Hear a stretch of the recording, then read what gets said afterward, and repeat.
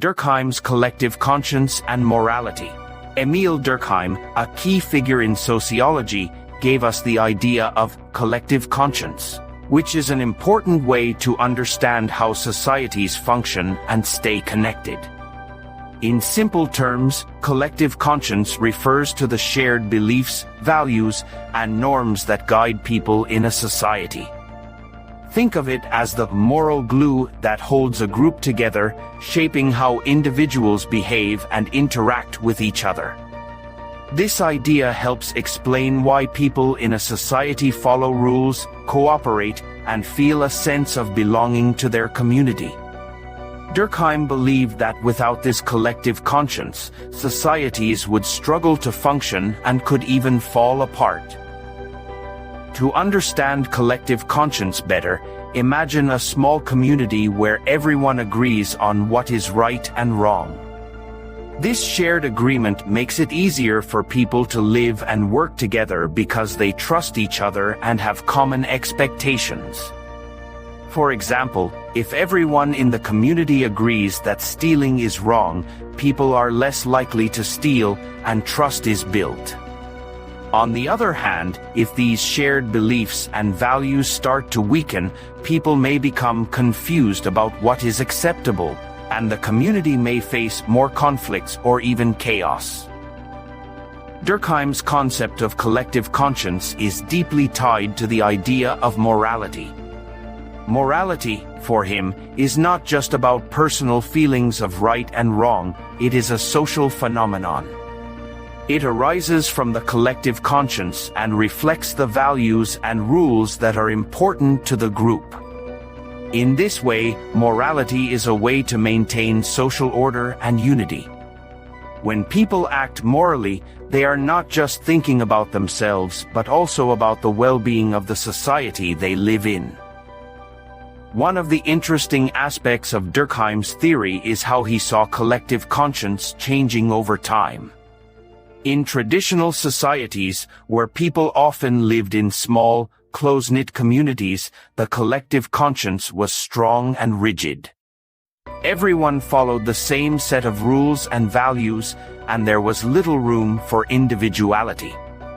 Durkheim called this mechanical solidarity, where people were bound together by their similarities. However, as societies became larger and more complex, especially during the Industrial Revolution, the collective conscience started to shift. People began to take on different roles and develop diverse interests, leading to what Durkheim called organic solidarity. In this type of society, the collective conscience becomes more flexible and allows for more individuality. People are still connected, but their connections are based on their interdependence rather than their similarities. For example, a teacher, a doctor, and a farmer all have different jobs and skills, but they depend on each other to keep society running smoothly. Even in these more complex societies, the collective conscience remains important because it provides a moral framework that guides people's actions. Without it, Durkheim argued, societies could experience anomie, a state of normlessness where people feel disconnected and unsure about what is expected of them. Anomie can lead to problems like increased crime, mental health issues, and social instability. Durkheim also believed that religion played a significant role in shaping the collective conscience.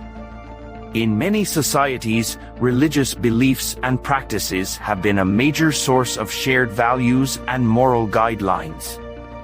For instance, the idea of treating others with kindness and fairness is common in many religions and has become a part of the collective conscience in many societies. However, as societies have become more secular, other institutions, such as education and law, have taken on the role of shaping the collective conscience. One of the challenges Durkheim pointed out is maintaining a strong collective conscience in modern, diverse societies. With so many different beliefs, values, and lifestyles, it can be difficult to find common ground. This is why institutions like schools, governments, and the media play a crucial role in promoting shared values and fostering social cohesion.